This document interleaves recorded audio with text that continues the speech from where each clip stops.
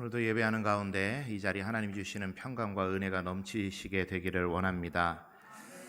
사진에 보시는 통계는 우리나라 전체 가구 대비 1인 가구의 비율입니다. 현재 우리나라의 가구 수가 2092만 가구인데 그 중에 1인 가구가 664만입니다. 그래서 전체 가구 수의 31.7%가 혼자 사는 1인 가구입니다. 10집당 3집이 혼자 사는 가구라는 이야기죠. 1980년대를 보니까 1인 가구의 비율이 4.8%였습니다. 그런데 지금은 32%가 육박을 하고 있으니까 1인 가구의 수가 굉장히 빠르게 늘어나고 있다는 것을 이야기를 해주죠. 왜 그렇게 되고 있을지 원인을 찾자면 너무 다양한 분야의 원인들을 우리가 찾아봐야 되겠습니다만 결과적으로 1인 가구가 많아졌고 많아지고 있는 이 시점에 나타나는 유의미한 현상들이 있습니다. 가장 대표적인 게 지난주에 제가 말씀을 드렸던 느슨한 인간관계가 계속해서 많아지고 있고 추구되고 있다라는 겁니다. 한 장로님께서 이야기를 해주셨는데 예전에는 건설 현장에 파견을 가서 숙소를 구하게 되면 현장 소장님부터 시작해서 몇몇의 팀원들이 한 집을 렌트를 해서 그 집 안에서 숙식을 해결했다고 합니다. 그런데 지금은 아주 추세가 바뀌어서 회사에서 각 직원마다 원룸을 구해줘야 돼서 또 회사의 부담도 크다, 그런 이야기를 들었습니다. 그 이야기 해주시면서 하셨던 이야기가 요즘 젊은 세대들은 퇴근 후에까지 직원들과 엮이는 걸 별로 원하지 않는다. 퇴근 후에도 일이 계속되는 걸 원하지 않기 때문에 각자의 삶을 굉장히 중요시한다, 그런 이야기 해주셨습니다. 인터뷰하는 것을 본 적이 있습니다. 요즘 젊은 세대들은 회식을 일의 연장으로 보기 때문에 퇴근해서까지 직장 상사와 동료들과 같이 식사하고 대면하는 거 별로 원하지 않기 때문에 회식 문화도 굉장히 많이 없어지고 있고 변화되고 있다라는 뉴스도 제가 봤던 적이 있습니다. 그만큼 시대가 자기 중심성이 굉장히 강화되고 있죠. 이기적이 되었다라는 의미에서 나쁜 의미로 드리는 말씀이 아니라 관계하는 존재, 즉 관계 속에서 나의 존재를 확인해 가던 시대가 좀 지나가고 이제는 아주 독립적인 나의 나됨에 대해서 굉장히 집중하고 찾으려 애쓰는 그런 시대입니다. 그러면 교회는 어떨까? 교회도 비슷하게 흘러가고 있겠다라는 생각을 해보죠. 오랜 시간 부목사로 사역을 하고 교구 사역을 담당을 해오면서 교회 안에 저를 두렵게 하시던 분들이 계셨어요. 어떤 분들이냐면 첫째는 등록하지 않고 1년이고 2년이고 그냥 다니시는 분들, 둘째는 등록은 했지만 목장 모임이건 전도회 모임이건 교회 사역이건 교육이건 일절하지 않고 다니시는 분들, 그분들이 저에게는 두려움의 대상이었습니다. 왜 두려웠는가 하니까 실제 막 두려웠다 그런 말씀이 아니라 그래도 교회에 다니시니까, 교회에 오고 계시니까 목회자가 무관심하게 그냥 둘 수는 없지 않겠어요? 한 번씩 등록하시라고 권면도 하고 새가족 공부도 하시자고 권면도 하고 또 목장 모임도 오시라고 권면도 하고 이렇게 하다 보면은 전화통화도 할 때도 있고 대면에서 대화할 때도 있는데 이분들 그때는 코로나도 없었는데 그분들은 저하고 막 3단계 거리두기를 하시는 거예요. 이렇게 나를 좀 가만히 놔두지, 나를 왜 귀찮게 하나, 그런 수화기 속에서 그런 뉘앙스가 확 풍겨오고, 그러면 이제 저는 마상을 입는 거죠. 마음의 상처를 입었어요. 교회에도 그런 느슨한 인간관계가 오래전부터 계속해서 늘어가고 있습니다. 우리 교회 정도 사이즈 같으면 어디 숨어서 이렇게 다니실 수 없는 정도의 사이즈이기는 하지만 교회가 조금만 커지면 그냥 조용하게 예배드리고 아무하고도 관계하지 않고 또 조용하게 집에 가시는 그런 일들도 교회 안에 굉장히 많아지고 있습니다. 그런 고민을 해봅니다. 이런 시대에 우리 교회가 어떤 모습으로 서가야 될까를 고민합니다. 지난주에도 말씀을 드렸죠. 그리스도인의 시대를 바라보는 안목은 세상이 그렇다 그래서 그렇게 바라보는 게 아니라 하나님의 말씀인 성경은 세상을 어떻게 바라보고 있고 그 하나님의 말씀은 우리를 통해 어떻게 하기를 원하시는지를 알고 그렇게 들여다보는 게 그리스도인들의 시각이어야만 합니다. 세상을 통해 세상을 해석하는 게 아니라 하나님과 그분의 말씀을 통해 세상을 해석하는 게 그리스도인들이죠. 교회를 바라보는 시각도 마찬가지입니다. 성경에 나오는 초대교회는 분명히 시대적인 문화적인 한계점들은 가지고 있었어요. AD 60년 어간의 일들이고 2000년 전의 일들이기 때문에 그 시대가 갖는 그리고 문화가 갖는 분명한 한계점들은 있고 극복되어야 될 연약함들도 분명히 있었습니다. 그럼에도 불구하고 하나님께서 교회를 세우시고 교회를 공동체로 묶어주시는 데는 분명한 영적인 이유가 있습니다. 원리가 있습니다. 그래서 세상이 흘러가는 대로 세상을 통해 교회를 해석하는 게 아니라 하나님과 그분의 말씀이 뭐라고 교회에 하시는지를 통해서 교회를 해석해 가야만 하는 것입니다.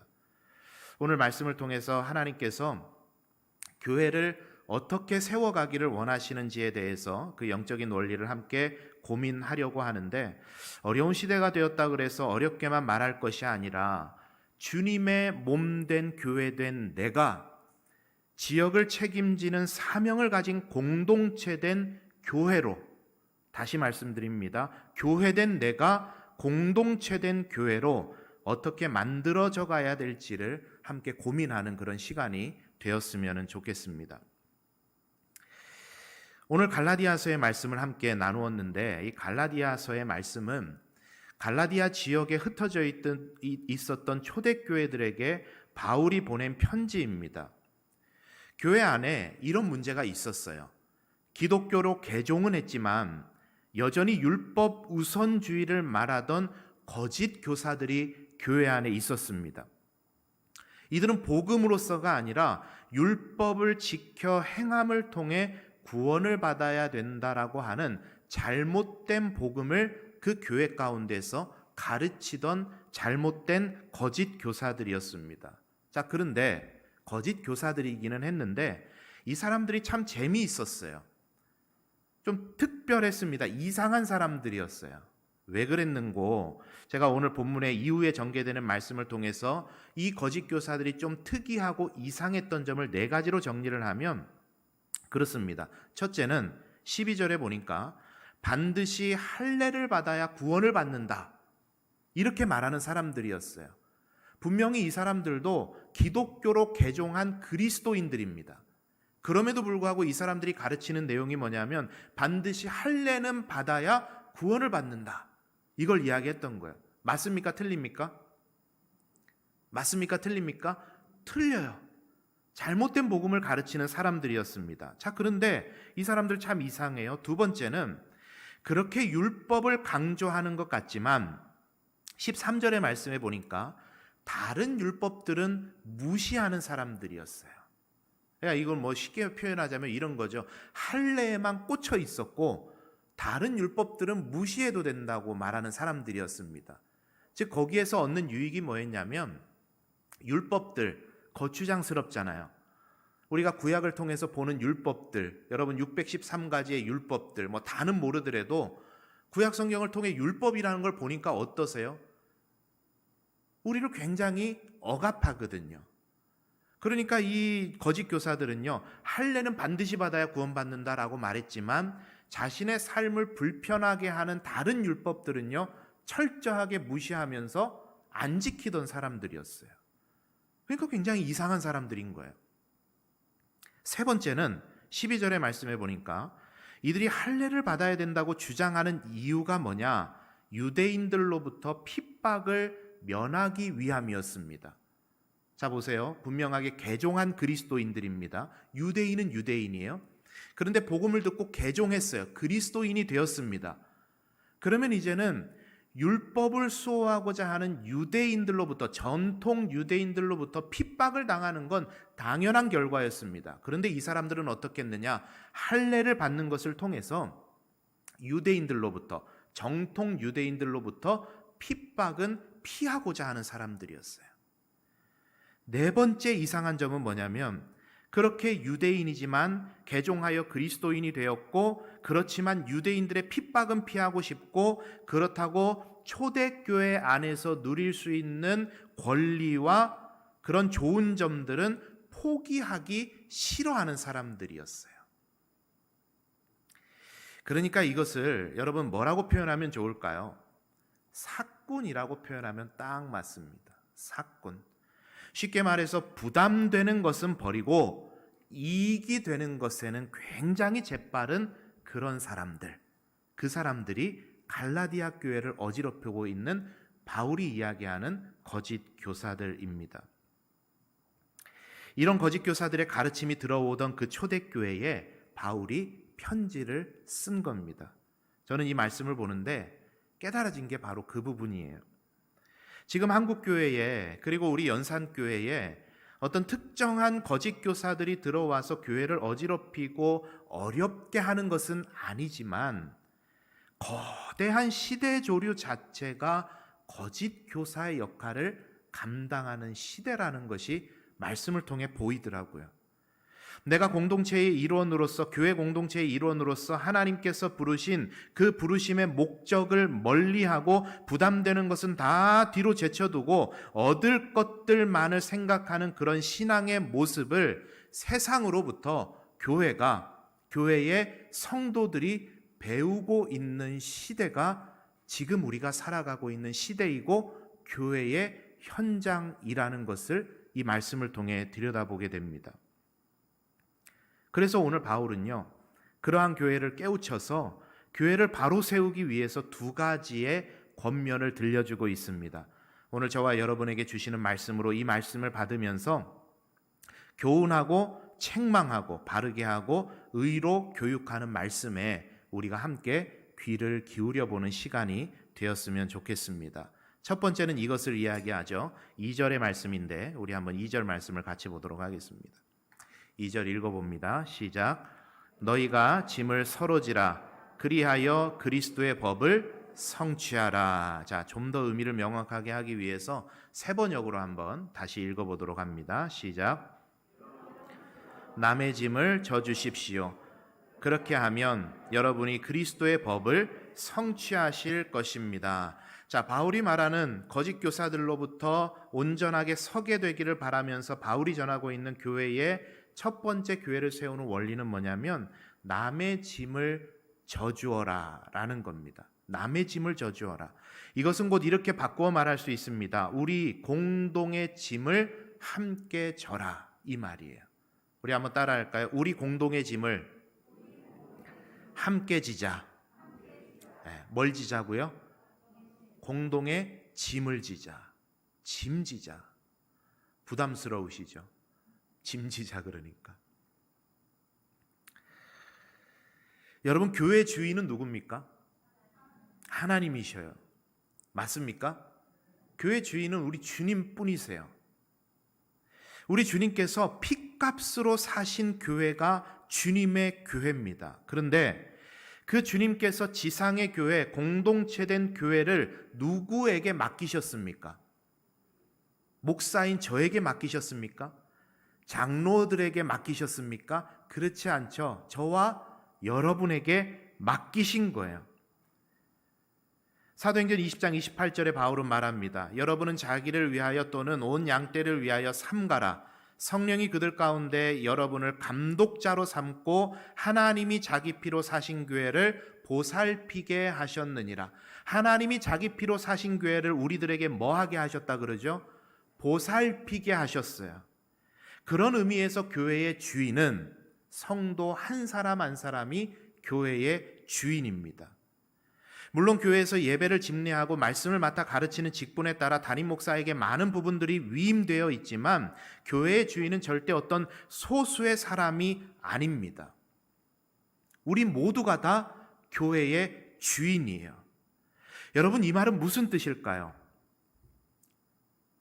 교회의 교인이 된다라는 것은 교회에 대한 책임이 생기는 것이고, 이 책임을 갈라디아서는 뭐라고 표현을 하죠? 짐이라고 표현을 한 겁니다. 이는 곧 공동의 유익을 위해서 내가 져야 할 일정 부분의 짐을 의미합니다.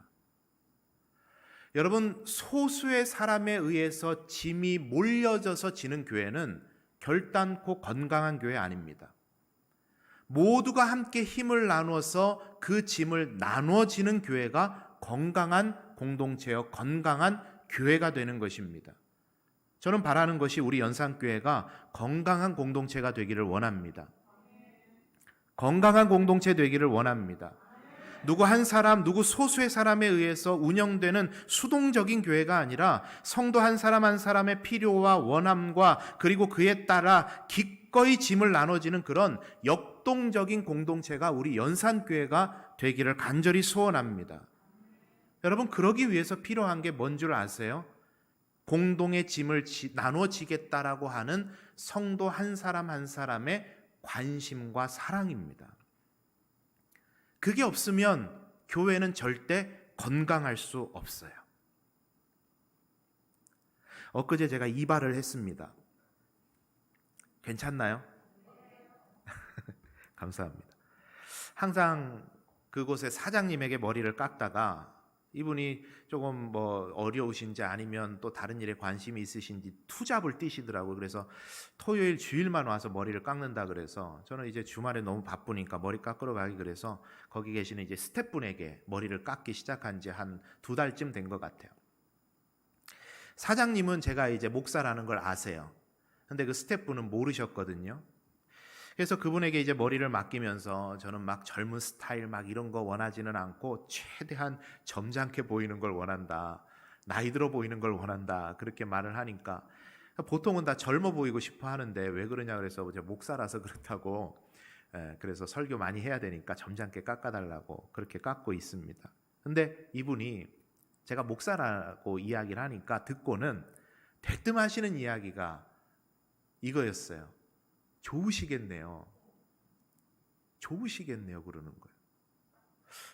뭐가 좋다고 그러시는 걸까? 도무지 이해가 안 돼서 왜 그렇게 생각하세요? 그랬더니 하시는 이야기 성도가 많아지면 돈 많이 버시잖아요.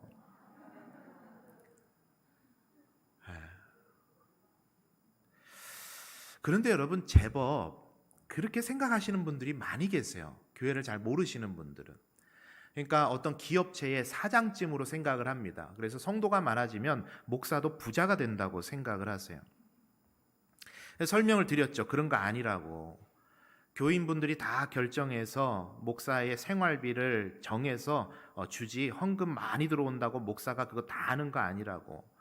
교회 돈이 한 푼이라도 지출되는 거는 회의를 통해서 다 지출이 되지 목사가 돈 쓰고 싶은 대로 막 쓰고 다니는 그런 거 아니라고. 오해라고. 놀라시더라고요. 처음 알았대요. 몰랐대요.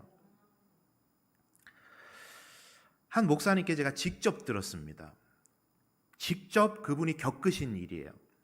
지역 종교인들이 모여서 지역을 위한 일을 하시는데 한 번은 밥을 먹고 이 목사님께서 밥값을 계산하시려고 카드를 딱 내니까 스님이 목사님이 무슨 돈이 있어서 밥을 사세요? 제가 살게요. 그러면서 이렇게 딱 막으시더라는 거예요.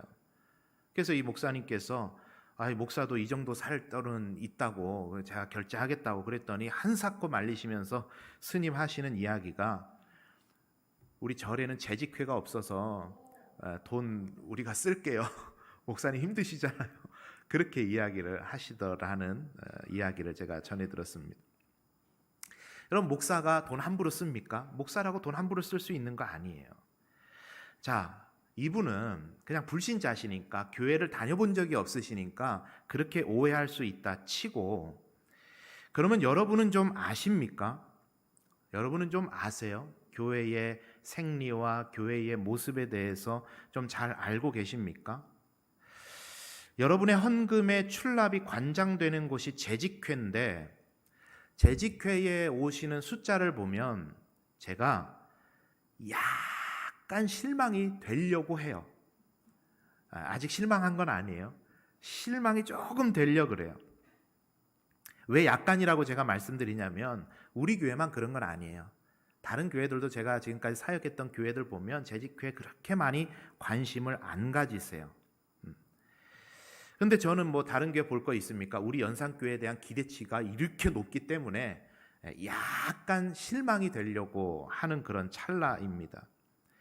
예배 마치고 재직들이 서리집사부터 재직들 아니십니까? 재직회가 있다고 그렇게 광고를 하는데도 우수수 그냥 다 썰물처럼 나가시는 것을 뒤에서 제가 인사하면서 보고 있으면 좀 물론 우리 교회 예산이 그렇게 막 대단한 큰 규모의 예산은 물론 아니지만 알아서 잘 하겠거니라고 생각해 주시는 부분도 참 감사하지만 그래도 우리가 조금 관심 가져주시면 좋겠다 하는 생각을 합니다. 왜요? 예산과 결산이 곧 우리의 짐이거든요. 우리의 짐입니다. 남으면 어떻게 더 하나님께서 기뻐하시는 일을 열심을 다해서 감당할까? 모자라면 어떻게 이것을 우리가 함께 힘을 모아서 채워볼까? 이게 모두의 짐인 겁니다. 여러분, 교회의 사역도 마찬가지 아닙니까? 교회는 서비스하는 곳이 아니에요. 교회는 오로지 짐을 나누어지는 헌신으로 교회가 서나가는 겁니다. 나는 이 교회 안에서 어떤 짐을 나눠질까? 나의 달란트는 무엇일까? 무엇을 통해서 이 교회에서 하나님을 기쁘시게 할까? 그런 고민으로 세워지는 게 교회인 겁니다. 그런데 여러분, 달란트가 뭐고 내 직분이 뭐고 내가 어떻게 봉사해야 되고 짐을 질지 여러분 복잡하게 고민하실 필요가 없어요. 이건 이제 사역론이라는 어떤 학문 분과에서 설명하는 내용인데, 하나님께서 주신 사명을 발견하는 여러 가지 방법이 있는데, 우리 달란트도 보고 직업군도 보고 여러 가지 방법이 있는데 아주 간단한 방법이 하나가 있습니다. 누구나 다 적용할 수 있는 거예요. 그게 뭐냐면요, 교회 안에서 아픔이 느껴지는 곳을 사명의 자리로 알라, 그런 말이 있어요. 아픔이 느껴지는 자리를 사명의 자리로 알라. 이 무슨 말이냐? 교회 학교 아이들을 볼 때마다 마음 짠하고 이 자녀들 정말 신앙 안에서 잘 자랐으면 좋겠다 하는 마음이 생기고 안타까움이 든다면 그 사람은요, 교사의 자리가 사명의 자리인 거예요. 화장실을 갈 때마다 냄새가 나서 너무 불편하고 괴롭다. 화장실 청소가 내가 사명 다해 감당할 자리인 겁니다.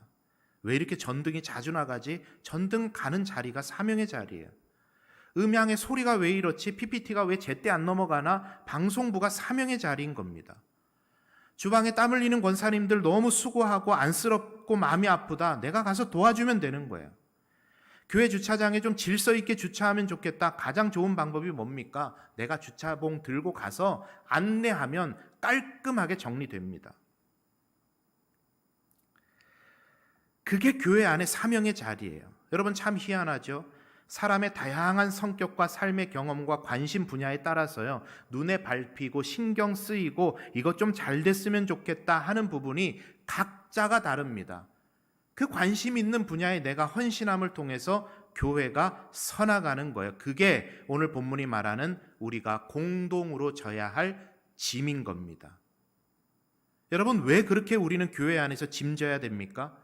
2절의 뒷부분이 이것을 이렇게 설명했습니다. 서로의 짐을 져라. 그러면 그리스도의 법을 성취하리라. 그리스도의 법이 여러분 뭡니까? 쉽게 설명드리면 주님께서 저와 여러분의 짐을 대신 지셨다라는 거예요. 어떤 짐이요? 죄의 짐. 어떤 짐이요? 인생의 무거운 짐. 어떤 짐이요? 생명의 짐. 그 짐을 우리 주님께서 대신 지시고 십자가에 달리셨고 우리를 구원하셨기 때문에 이제는 주님의 핏값으로 세운 교회에서 너희가 서로를 돌아보면서 그 짐을 나누어져 갈 때, 그리할 때 주님의 십자가가 온전하여 진다라는 영적 원리를 바울은 설명하고 있는 것입니다. 여러분, 우리 주님과 교회는 긴밀하게 연결되어 있습니다. 맞습니까, 여러분? 골로새서 1장 18절은 이렇게 말하죠. 그는 몸인 교회의 머리시라. 우리 주님은 교회의 머리시고 교회는 그분의 몸입니다. 여러분, 우리가 습관처럼 우리 주님을 사랑합니다, 하나님을 사랑합니다라고 고백하는데 머리만 사랑하고 딱 목에서 띄어서 몸은 어찌 되든지 그대로 두는 게 사랑입니까? 진짜 사랑 맞습니까? 그게? 주님을 사랑한다라는 것은 교회를 사랑하는 것입니다. 주님과 교회의 사랑은 별개가 아니에요. 주님을 사랑하는 것은 교회를 사랑하는 것으로 드러나는 것입니다. 왜요? 교회의 머리가 주님이시기 때문에.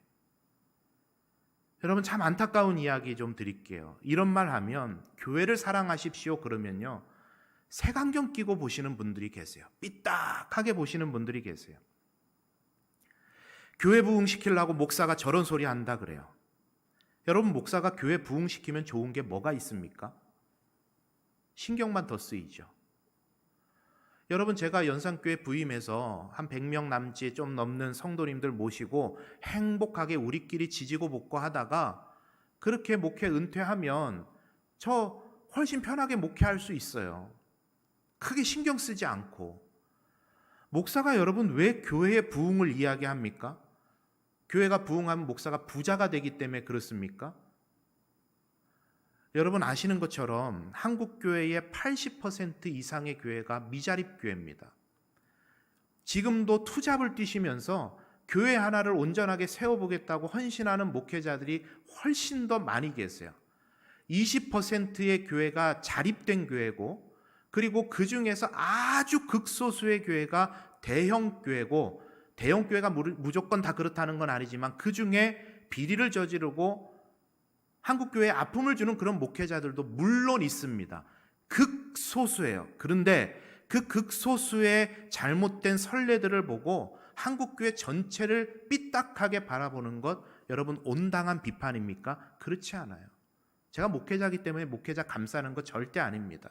지금도 입 돌아가고 뇌졸중 오고 어려움 겪으면서 목회하시는 목사분들 굉장히 많이 계세요. 여러분, 그런 말도 안 되는 삭군 같은 목사들 보고 목사를 욕하고 교회를 욕하는 거 온당치 않아요. 여러분, 교회가 부흥되어서 목사가 무엇인가를 얻으려고 한다면 삭군입니다. 그 삭군, 여러분들이 나무라고 여러분들이 욕하지 않아도 하나님 앞에서 엄중한 심판받을 겁니다. 저는 하나님 앞에 엄중한 심판이 두려워서요, 삭군은 안 되려 그래요. 여러분, 교회를 사랑하는 것이 곧 주님을 사랑하는 것이다라는 그 성경이 말하는 원리를 여러분 깨우치셔야 됩니다. 여러분, 주님을 사랑하십니까? 그러면 교회를 사랑하세요. 교회 안의 짐을, 성도의 짐을, 교회의 짐을 나누어 지려고 하세요.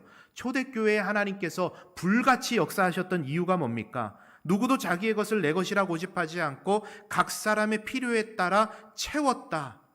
서로의 짐을 나눠지는 그 모습 때문에 주님께서 불같이 초대교회에 역사하셨던 겁니다.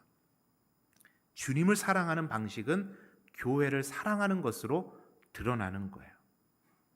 여러분, 교회를 어떻게 사랑해야 될까요? 이것도 지난주에 이어서 어떻게까지를 제가 말씀드릴 수는 없죠. 열려있는 결말입니다. 지금 여기에 은퇴하신 분들이 교회를 사랑하시던 방식과 요즘 시대의 교회를 사랑하는 방식은 다를 수 있습니다. 그러나 여러분 고민해야 되죠. 이런 고민도 없으면 안 되는 거죠. 어떻게 짐을 질까? 어떻게 교회의 짐을 나눠질까? 어떻게 내가 교회를 사랑하는 성도가 될까? 이 고민은 우리들에게 분명히 있어야만 합니다. 우리 사랑하는 연산교회 성도님들, 주님을 더욱더 열심히 사랑하는 여러분 되시기를 바랍니다. 주님을 열심을 다해 사랑하는 그 사랑으로 교회를 열심을 다해 사랑하는 여러분 되시기를 원합니다. 서로 돌아보면서 서로의 짐을 나눠지면서 교회를 그렇게 세워나갈 때 하나님께서 이 시대에 우리 연산교회를 사용하실 때 그 일 가운데 우리 성도님들 다 같이 쓰임받아서 세상을 변화시켜가고 세상을 하나님의 나라로 이루어가는 일에 귀하게 쓰임받는 우리 성도님들 되시기를 바랍니다. 우리의 짐을 나눠지자. 첫 번째 이야기예요. 그리고 두 번째로 말합니다. 4절과 5절 말씀인데 우리 한번 같이 보도록 합니다. 4절 5절 시작. 각각 자기의 일을 살피라. 그리하면 자랑할 것이 자기에게는 있어도 남에게는 있지 아니하리니 각각 자기의 짐을 질 것이라. 자, 이것도 세 번역으로 한번 보겠습니다. 시작. 각 사람은 자기 일을 살펴보십시오. 그러면 자기에게는 자랑거리가 있더라도 남에게까지 자랑할 것은 없을 것입니다. 사람은 각각 자기 몫의 짐을 져야 합니다. 사람은 각각 뭐라 그러죠? 자기 몫의 짐을 져야 한다. 앞서 말씀드린 공동의 짐을 나의 짐으로 여기고 받으면 그게 결국은 뭐가 돼요? 내 짐이 되는 거죠. 내 짐입니다. 우리의 짐을 내가 나눠지고 있다라는 인식이 아니라 이게 곧 나의 짐이구나 하고 넉넉히 감당하는 그런 마음으로 짐을 지라는 권면입니다. 그리고 또 하나는요, 지금 내가 지고 있는 그 짐을 분명히 하나님께서 기뻐하고 계신다라는 자부심을 가지라는 권면이기도 합니다. 여러분, 20대 80 법칙을 잘 아시죠? 20%의 VIP 고객이 80%의 백화점 매출을 감당한다는 그런 법칙입니다. 교회도 비슷하더라고요. 20%의 성도가 80%의 짐을 집니다. 오늘도 우리가 이렇게 예배드릴 수 있는 것은 곳곳에서 토요일부터 주중에 나오셔서 땀 흘리고 수고하신 분들이 계시기 때문입니다. 자기의 짐이라 여기고 넉넉히 감당하고 계시는 거예요. 묵묵히. 제가 일부러 곳곳을 다니면서 격려하고 감사의 마음을 전하지만 저도 때로는 인간인지라 눈에 안 보일 때도 있고 미처 신경 못 쓰는 부분도 있습니다.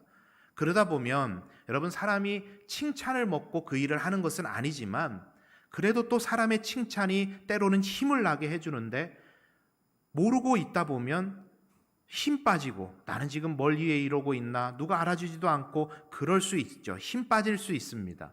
그러나 오늘 본문은 우리들에게 말하는 것이 바로 그것입니다. 기억하라는 거예요. 하나님께서는 분명히 그 나눠지고 있는 짐, 내 짐이라 여기고 지고 있는 그 짐을 기억하고 계시고 하나님께서 기뻐하는 일을 감당하고 있다는 그 자부심을 가지고 사명을 감당하라고 이야기를 하는 겁니다. 그걸 기억하고 우리는 힘내서 교회를 세워가야 한다라는 것입니다. 자기 몫의 짐을 져라.